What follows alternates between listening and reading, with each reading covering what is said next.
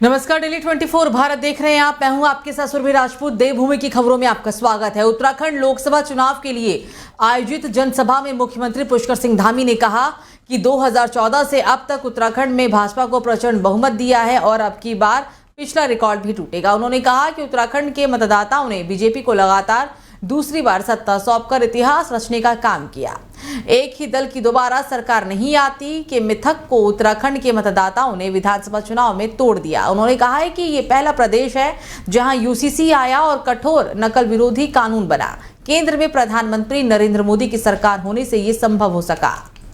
तो बहुजन समाज पार्टी ने लोकसभा चुनाव को देखते हुए उत्तराखंड के लिए उम्मीदवारों की सूची जारी की है। बसपा प्रमुख मायावती की तरफ से इस सूची में जो नाम फाइनल किए गए हैं उनमें टिहरी गढ़वाल से नीमचंद्र छुरियाल को टिकट दिया गया है। वहीं पौड़ी गढ़वाल से धीर सिंह बिष्ट, अल्मोड़ा से नारायण राम, नैनीताल से उधम सिंह नगर सीट से अख्तर अली महिगीर और हरिद्वार से जमील अहमद को चुनावी मैदान में उतारा गया है। बीएसपी ने इससे पहले हालांकि रविवार शाम को भी उम्मीदवार घोषित किए थे। सूची के अनुसार हाथरस जो कि आरक्षित सीट है वहां से हेम बाबू, धनगर मथुरा से कमलकांत उपमन्यु, आगरा आरक्षित सीट से पूजा अमरोही, फतेहपुर सीकरी से रामनिवास शर्मा, फिरोजाबाद से सतेंद्र जैन सोनी और इटावा के आरक्षित सीट से सारिका सिंह बघेल और इसके साथ साथ कानपुर से कुलदीप भदौरिया समेत कानपुर देहात से राजेश कुमार द्विवेदी को मतदाता इस दौरान उन्होंने उम्मीदवार घोषित किया।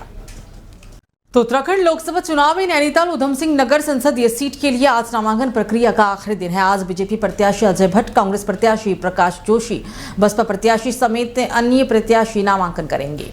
बीजेपी प्रत्याशी के नामांकन में सीएम पुष्कर सिंह धामी, प्रदेश अध्यक्ष महेंद्र भट्ट, प्रभारी दुष्यंत गौतम समेत बीजेपी के नेता भी मौजूद रहेंगे। वहीं कांग्रेस प्रत्याशी प्रकाश जोशी के नामांकन में भी प्रदेश अध्यक्ष किरण माहरा, नेता प्रतिपक्ष यशपाल आर्य समेत जिले के कांग्रेस के विधायक मौजूद रहेंगे। बीजेपी और कांग्रेस के साथ बसपा प्रत्याशी अख्तर अली महागीर भी बुधवार को आज यानी नामांकन करेंगे।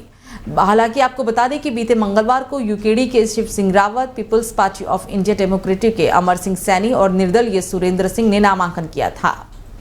तो चीन और नेपाल की लंबी सीमा से सटे उत्तराखंड क्षेत्र भौगोलिक दृष्टि से भले ही दुर्गम और दूरस्थ रहा हो, लेकिन जब बात राष्ट्रभक्ति की हो तो पूरे प्रदेश के लिए मिसाल बन जाता है। राष्ट्रीय मुख्य धारा से इस हिमालयी प्रदेश के जुड़ाव में बड़ी भूमिका इसकी सैन्य बहुल पृष्ठभूमि में निहित है। प्रदेश के कुल मतदाताओं में सैन्य पृष्ठभूमि के मतदाताओं की हिस्सेदारी 12% है। अगर इनके साथ युवा मतदाताओं को भी सम्मिलित कर लिया जाए तो इनका कुल मत प्रतिशत बढ़कर 30 से 35% तक पहुंचता है। मतदाताओं के इस बड़े वर्ग को केंद्र में रखकर कांग्रेस ने उत्तराखंड में अग्निवीर योजना और बेरोजगारी को लोकसभा के चुनावी समर में अपने प्रमुख हथियार बना लिए हैं। अग्निवीर योजना के विरोध को लेकर जहां पार्टी मुखर है तो वहीं युवा न्याय के रूप में बेरोजगार युवाओं को रोजगार की गारंटी देने का वायदा किया जा रहा है। लोकसभा चुनाव का चुनावी समर उत्तराखंड में कांग्रेस के लिए बेहद खास बन चुका है। तो चलिए खबरों में आगे बढ़ेंगे और बात करेंगे अगली अहम खबर की ओर। लोकसभा चुनाव को देखते हुए नामांकन का आज आखिरी दिन है। नामांकन के अंतिम दिन गढ़वाल लोकसभा सीट से कांग्रेस प्रत्याशी गणेश गोदियाल ने नामांकन पत्र भरा। नामांकन को लेकर उन्होंने कहा कि वे पहाड़ के व्यक्तियों की लड़ाई के लिए चुनावी मैदान में उतरे हैं। उन्होंने बिना नाम लिए हुए बीजेपी पर निशाना साधते हुए कहा कि दूसरा जो व्यक्ति है वो बहुत ही दिग्गज दिल्ली का हो सकता है, मगर यहाँ का दिग्गज वही व्यक्ति होगा जो कठिन परिश्रम कर अपने परिवार का पालन पोषण कर रहा है। उनके पास जनता का बल है और दूसरा व्यक्ति धन बल के माध्यम से चुनावी मैदान में उतरा है, मगर उन्हें विश्वास है कि जनता ने के जनबल धन बल पर भारी पड़ेगा और वे बहुत ही मार्जिन के साथ गढ़वाल संसदीय सीट पर विजय हासिल करेंगे। उन्होंने बीजेपी प्रत्याशी अनिल बलूनी के बयान पर तीखा हमला बोलते हुए कहा कि 400 पार का नारा उनका जुमला है जो चुनाव नतीजे के बाद हवा साबित होगा। केंद्र में इंडिया गठबंधन की सरकार बनने जा रही है। मैंने आज गढ़वाल लोकसभा क्षेत्र की जनता के सहयोग से, तमाम हमारी मातृशक्ति के सहयोग से, हमारे तमाम उन लाखों लाख लोगों के सहयोग से जो उम्मीद की नज़र से मेरी ओर देखते हैं, आज यहाँ पर पौड़ी में नामांकन किया है। आपका प्रश्न कि मेरे सामने बहुत बड़े दिग्गज हैं, वो दिग्गज देश की राजधानी के हो सकते हैं, लेकिन यहाँ का दिग्गज वो व्यक्ति है जो खेतों में हल चलाकर अपने परिवार का गुजारा और गुजर बसर करता है। मैं उसकी लड़ाई लड़ रहा हूं और निश्चित रूप में जब एक गरीब व्यक्ति के, पहाड़ में रहने वाले व्यक्ति की लड़ाई को मैं लड़ रहा हूं तो मेरे सामने जो कहीं के भी दिग्गज हों, मैं समझता हूं कि क्षेत्रीय जनता का आशीर्वाद मेरे साथ है।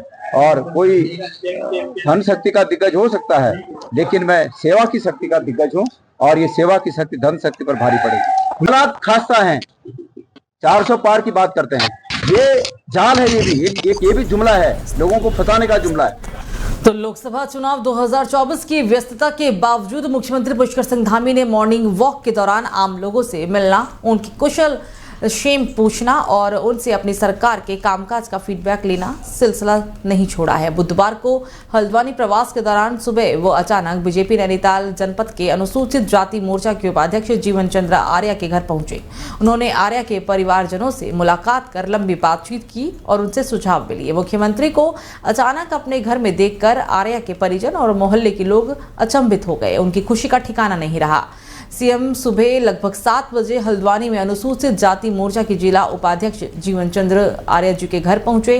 बिना किसी पहले सूचना और तामझाम मुख्यमंत्री ने आर्या के घर अचानक आमद दर्ज कराई। एक क्षण के लिए आर्या को भी विश्वास नहीं हुआ कि सूबे के मुखिया उनके घर पर पधारे हैं।